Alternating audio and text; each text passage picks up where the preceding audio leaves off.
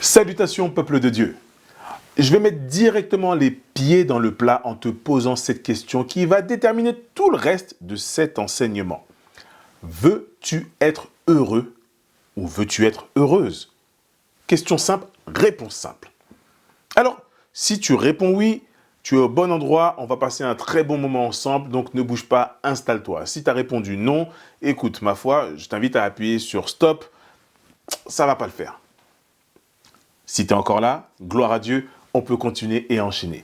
Donc, je l'ai dit à l'instant, si tu es là, c'est que tu as envie d'être heureux ou heureuse. Et ça, c'est une excellente chose. Alors aujourd'hui, nous allons parler des béatitudes. Les béatitudes, c'est quoi les béatitudes? En une phrase, je dirais que c'est un bonheur parfait.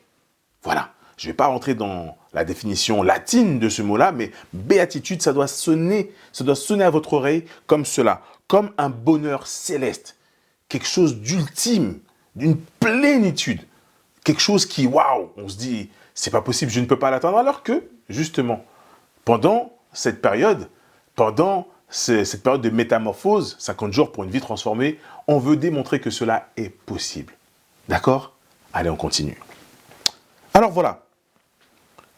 Je sais que là, forcément, tu es à l'écoute parce que tout le monde a cette soif, je pense, de bonheur, soif d'être heureux, heureuse.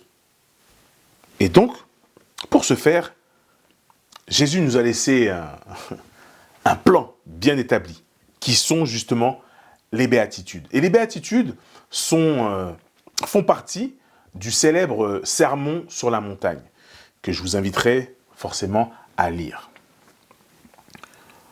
En nous parlant des béatitudes, Jésus nous donne le mode d'emploi pour lui ressembler. Alléluia. Et le mode d'emploi, surtout, pour être heureux et heureuse. J'insiste énormément sur cette notion parce que c'est la définition même, c'est l'enseignement même des béatitudes. Alors, il y a de nombreuses béatitudes. Ça, il faut le savoir. Et si cette vidéo est la première que tu vois par rapport à ce thème des béatitudes, je t'invite à regarder celle de mes précédents collègues et les différents médias qui ont été mis en place pour nous parler exactement des béatitudes. Alors, et c'est ça aussi qui est important, c'est que quand Jésus nous délivre ces béatitudes, il le fait dans un ordre bien précis. Mon intervention fait partie d'une chaîne et le fait que tu sois là à me regarder, que je sois là à pouvoir enseigner, ça fait partie d'un cheminement bien précis que Jésus a établi. Et c'est pour ça, encore une fois, que je t'invite à regarder ce qui a été fait avant, afin de comprendre ce qu'il en est et ce qui nous envoie et nous renvoie ici. Il est important, dans cet esprit, dans cette atmosphère, dans cette attitude de rentrer dans les béatitudes, il est important de cocher toutes les cases, les unes après les autres. Ce n'est pas quelque chose, ce n'est pas le marché, ce n'est pas je prends cette béatitude-là, l'autre, j'y arrive pas. Non, non, non, non, non. On parle vraiment de pouvoir accéder les unes après les autres. Encore une fois, j'insiste énormément dessus pour que nous ne passions pas à côté de ces choses, de la réussite et d'atteindre le bonheur, la béatitude absolue. Moi, ce qui va nous concerner aujourd'hui, c'est la béatitude suivante qui est consignée en Matthieu 5, verset 7. Je vais le lire pour vous. Cela dit, « Heureux ceux qui font preuve de bonté, car on aura de la bonté pour eux. » Amen. Heureux qui? Ceux qui font preuve de bonté, car on aura de la bonté pour eux. Dans d'autres versions, on parlera de miséricorde à la place du mot bonté. D'ailleurs, c'est l'une des choses que je vais me permettre de développer. Parce que, de prime abord, lorsqu'on parle de bonté, lorsqu'on parle de miséricorde, ce ne sont pas des choses qui ont réellement à voir dans l'absolu comme ça. Parce que je vais rebondir sur la définition de bonté. La bonté, c'est quoi? Par définition, c'est la bienveillance active envers son prochain. La bienveillance, quoi? Active envers qui? Son prochain. Alors, là, quand on parle de bonté, par exemple, je vais vous donner des différents exemples de bonté. Ça va parler à certains. Faire un massage à quelqu'un, c'est un signe de bonté. Amen. Donner un pourboire, signe de bonté. Dire je t'aime en premier. En premier. Hein. Dire je t'aime en premier. Bonté. Hein? Faire des dons à des organismes. Voilà. Voilà. Ne soyons pas pingres. Faire des dons. Bonté. S'excuser en premier. Bonté. Eh oui. Et partager des versets. Amen. Bonté. Ce sont des exemples. Et je t'amènerai avec ce petit exemple encore, qui est de écouter quelqu'un. Le regarder dans les yeux, être silencieux. Juste écouter. Donner à la personne qui est en face de vous de l'importance. Bonté. Bon, je peux continuer longtemps encore comme ça, mais je vais devoir juste continuer et réfléchissez. Voyez un petit peu ces choses que vous pourrez mettre dans la case bonté. Amen. Et ce qu'il faut comprendre, c'est que faire du bien aux autres, c'est se faire du bien à soi-même. Donc, il ne faut pas lésigner là-dessus. Il ne faut pas être radin. Il faut y aller. Faire du bien aux autres, c'est se faire du bien à soi-même. Et je vais aller encore plus loin. Faire preuve de bonté, c'est connaître mieux Dieu. Alléluia. Puis, on a le mot miséricorde. C'est ce que j'expliquais tout à l'heure. Le mot bonté, voilà, vous le remplacez par le mot miséricorde dans le même verset. La miséricorde, c'est quoi? C'est avoir de la sensibilité au malheur des autres. C'est aussi pardonner un coupable. Ouh. Oui, tu as bien entendu. Pardonner un coupable. Il n'y a pas longtemps, il y a quelques temps de cela, je regardais une vidéo sur Internet où on est dans un procès et il y a un homme qui est face à l'assassin de son fils. L'assassin de son fils. On donne la parole à cet homme et cet homme est venu dire « Écoute, je te pardonne pour ce que tu as fait. » Voilà. Je te pardonne pour ce que tu as fait. Moi, je suis un père de famille. Je m'imagine dans la même situation. Je me dis, waouh, la personne qui a vraiment cette force de pardon, je dis chapeau. Je dis bravo. Gloire à Dieu. C'est fort. Je ne sais pas si j'aurais eu ce courage-là. Si toi, tu es comme moi, n'hésite pas à le dire aussi. N'hésite pas à l'écrire, à l'exprimer. Je me sentirais peut-être moins seul. Ce n'est pas une bonne chose parce qu'il faut pouvoir pardonner. Mais je trouve ça très, très fort. Et surtout, ce qui est important réellement, c'est que le vrai pardon est quelque chose qui est réellement libérateur. Il y a une réelle puissance dans le pardon. Le pardon est essentiel. Et il est souligné. Matthieu 6, 12. Vous connaissez. Pardonne nos offenses. Comme nous aussi nous pardonnons à ceux qui nous ont offensés. Le pardon, c'est quelque chose de vital. Si tu veux être heureux, pardonne. Si tu veux être heureuse, pardonne.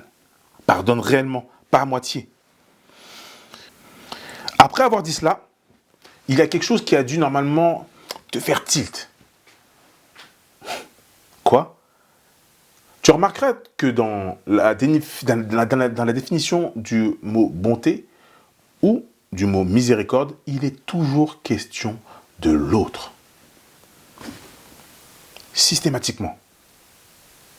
Il est question de l'autre. Et l'autre, c'est qui, tu me diras? L'autre, c'est tout le monde sauf toi. L'autre, c'est tout le monde. Oui, c'est tout le monde, sans aucune exception, c'est tout le monde. Et je veux vraiment mettre l'accent sur sans exception. Jésus a été miséricordieux et bon envers tout le monde. Tout le monde. Même envers ceux qui l'ont envoyé sur la croix. Père, pardonne-leur car ils ne savent pas ce qu'ils font. Waouh! Ils étaient en train de l'insulter, se moquer de lui cracher dessus. Et le réflexe de Jésus, son attitude, c'est « Père, pardonne-leur ». Waouh! Et là, on est sans exception. Jésus a été bon et miséricordieux avec tout le monde, la veuve, l'orphelin, le pauvre, le riche, le lépreux. Il a été bon sans exception. J'insiste vraiment dessus. Parce que nous, on aime bien faire des choix. Il y a des gens qu'on aime, des gens qu'on aime moins. Donc des gens avec qui on a plus de facilité à procurer de l'amour. Et d'autres où on y va, on freine un peu. Il n'est pas question de cela, en fait. Il n'est pas question de cela. Il n'est pas question de cela si vraiment tu veux être heureux, si vraiment tu veux être heureuse. La bonté, la miséricorde, c'est pour tout le monde. Alors, attention, quand je parle de tout le monde, je ne te parle pas de te négliger, je ne parle pas du fait qu'on doit se négliger. Non, non, je parle du fait que la priorité, c'est l'autre. Amen. Je sais qu'on se comprend. Par contre, il y a quand même une notion inévitable qui est « tu ne peux pas donner ce que tu n'as jamais reçu. Tu ne peux pas donner ce que tu n'as pas expérimenté. » C'est bête à dire, mais tu ne peux pas parler d'amour si tu n'as pas été aimé ou si tu n'as pas aimé, si tu n'as pas expérimenté cela. C'est vrai en soi. Mais c'est là que notre Dieu est merveilleux, car Dieu nous a aimés en premier. Depuis le sein de notre mère, il nous a aimés. Et c'est à cause de cela que justement on a cette capacité de comprendre ce qu'est l'amour. Eh oui. Donc, réfléchis bien, il y a eu ce moment où l'amour de Dieu t'a touché. Il y a ce moment où l'amour de Dieu m'a touché. Où ça a impacté sérieusement ma vie. Réfléchis, souviens-toi. Et pendant que tu te souviens, tu peux dire Amen. Tu peux l'écrire aussi, hein? Tu peux l'écrire. Écris Amen. Parce que tu te souviens de ce moment où Dieu a témoigné de manière active son amour pour toi, pour moi, pour nous. L'introspection. Car oui, l'introspection est certainement l'une des plus grandes bases afin d'être heureux, heureuse, afin de vraiment comprendre ce qu'il en est, afin de comprendre l'enseignement des béatitudes. L'introspection. Car, en fait, ce qui va faire la différence dans tout ça, c'est l'état de ton cœur. L'état de ton cœur. C'est l'état de mon cœur qui va me permettre d'être dans la bonté. C'est l'état de mon cœur qui va me permettre d'être dans la miséricorde. Ton état, observe l'introspection. Où est-ce que tu en es? Dans quel état est ce cœur qui bat? Il bat encore, donc tu as la possibilité de faire plein de choses. Amen.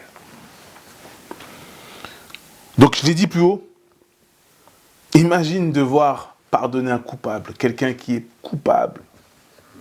Je l'ai dit, l'assassin de mon enfant. Waouh. Et pourtant, nous-mêmes, on a été pardonnés. On a été pardonnés. Et Jésus a payé le prix de notre culpabilité. Donc c'est possible. On peut le faire. Et ça a été fait pourquoi? Par amour. J'aimerais mettre l'accent 2 secondes sur une notion toujours très importante au niveau du pardon. Souvent, on a du mal à pardonner parce qu'on a l'impression que pardonner, c'est s'abaisser. Je le répète encore une fois. Pardonner, c'est une puissance particulière. Pardonner, c'est une grandeur d'âme particulière. Pardonner, ce n'est pas s'abaisser. Pardonner, c'est s'élever. Luc 14, verset 11 dit « Celui qui s'abaisse sera élevé ». Donc, n'aie pas peur de pardonner. N'aie pas honte de pardonner. Ne sois pas frustré de pardonner. Sois dans la joie de pardonner. Soyons dans la joie de pardonner. Alléluia. Donc ne cherche pas d'excuses. Non, ne cherche pas d'excuses quand on te dit sans exception que tu dois pardonner, tu dois avoir de la miséricorde, de la bonté pour tout le monde. D'accord? Ne va pas chercher les profils qui t'intéressent, ceux que tu aimes mieux que d'autres et tout. Arrête ça. Arrête. Arrêtons ça. C'est de la comédie, soyons sincères et vrais. On a parlé d'introspection. Soyons sincères et vrais. Bonté comme miséricorde, tout doit être fait dans la vérité. Le verset nous dit bien, « Heureux ceux qui font preuve de bonté, car on aura de la bonté pour eux. » Alors pourquoi je mets l'accent là-dessus? Parce qu'il y a marqué, « Car on aura de la bonté pour eux. » Et à cause de ce « car on aura de la bonté pour eux », on peut être tenté de faire des choses par intérêt. C'est le piège. Bien sûr, on se dit, « Ah, si je fais ça, j'aurai ça. » Et c'est vrai qu'il est arrivé des fois où on va faire des bonnes actions et qu'on va être béni doublement. On va être béni doublement. Mais, souviens-toi de cette configuration, à mon avis, de ce scénario. Ce moment où tu fais cet acte de miséricorde ou cet acte de bonté, tu l'as fait sans intérêt. C'est ce pourquoi tu as été béni doublement derrière. Mais si maintenant tu viens à faire des choses en te disant peut-être que... Faux, c'est un piège. D'ailleurs, en parlant de piège, et je terminerai là-dessus, laisse-moi te laisser avec 2 clés qui vont te permettre justement de pouvoir accrocher, attraper pleinement le fait d'être heureux, le fait d'être heureuse. L'une des clés, je l'ai dit et répété, je vais le marteler encore une dernière fois pour que ça puisse réellement rentrer au plus profond de ta tête et être gravé dans ton cœur. L'une des choses, c'est l'amour. L'amour et sa définition, la meilleure définition qui puisse exister n'est pas dans le Larousse par rapport à l'amour. L'amour, la meilleure définition se trouve bel et bien dans la Bible. En 1 Corinthiens 13, du verset 4 à 8, je ne vais pas le lire en entier, je vais vous lire simplement. L'amour est patient, il est plein de bonté. Il est plein de quoi? De bonté. Il pardonne tout. Voilà. Il n'y a pas meilleure définition que l'amour. Et c'est surtout l'une des grandes clés afin de pouvoir être heureux, afin de pouvoir être heureuse. Mais, je le répète encore une fois, un amour désintéressé. Souvenez-vous de l'histoire du bon Samaritain. Il a aidé, c'était totalement désintéressé.